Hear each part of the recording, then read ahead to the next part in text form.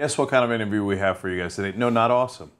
A very excellent interview. Okay, we have a rare returning guest, Alex Winter. So you might remember him from The Lost Boys, from Bill and Ted's Excellent Adventure, and all the Bill and Ted movies.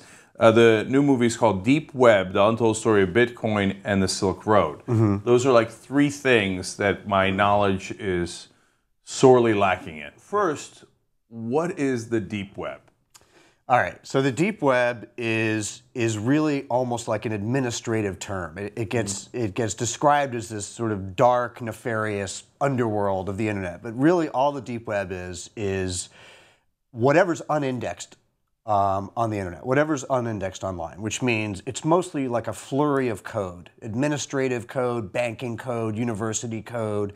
It's all the kind of flotsam that is used to send information back and forth that would have no business being indexed, right? So it's mostly nothing but numbers. It's mostly just what's under the hood of the internet. Within that space, within this sort of run of unindexed code, is an area called the darknet. It's sometimes called the dark web. If it's called the deep web, it's being mistermed.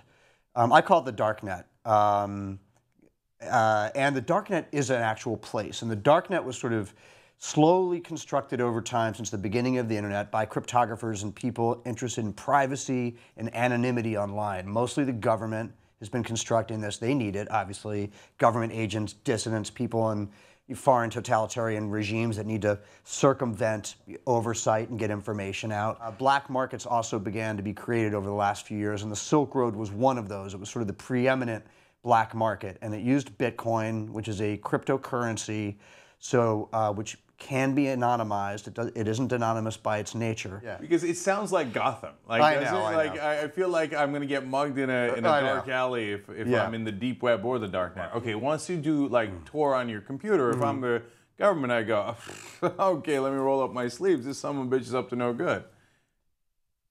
I don't know why they would do that. I mean, but if they really want to waste their time on you, talking to your hippie artist friends, about Japanese sculpture in the 1930s. I mean, why would the government care? Now the government is going to care if you use the internet, public or private, in any way for criminality. The government is going to care. That's where I start to get.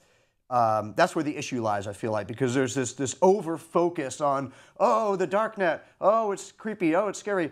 I mean, the government is law enforcement is rightfully surveilling for criminality anywhere, in the back alley of your town, on the public surface web, or in the darknet. They're not going to be picky and choosy about where they look for criminality. That question of what rights to privacy do we have in this day and age, as we move from the industrial age into the digital age, into the technological age. It's a huge shift in human culture, right? The biggest that we've experienced in millennia. What rights do we have, and why should we have them, and how do we protect them, and what laws need to be changed, and what laws are being breached in the ways in which we exist in that space? And the Silk Road case, to me, hit so many different issues. It just like bullseyes so many different issues. Even if you don't look at the human aspects of this story, it gets into Fourth Amendment search and seizure questions. It gets into, is privacy for human beings today a right or a privilege? Do we have privacy? Where is the government overreaching? It even gets into sort of the questions of warrants. How do you search and seize, say, servers or warrants, whether you're enacting proper warrants or not for search and seizure, because the internet crosses boundaries. So the Silk Road has to be looked at as a technological watershed, regardless of the drugs. It created the first huge global online private community that was able to interchange without government oversight. On to Ulbricht. Who is he, and how did he become the central player in all this? 30-year-old guy, extremely bright, put himself through 2 full scholarships, got a master's degree in mechanical engineering from Penn State. That they were accusing Ross of engaging in murders for hire.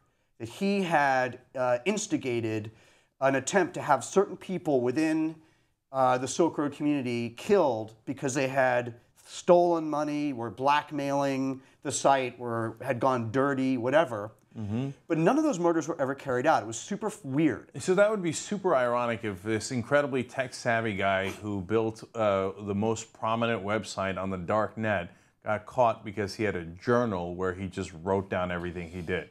Yeah.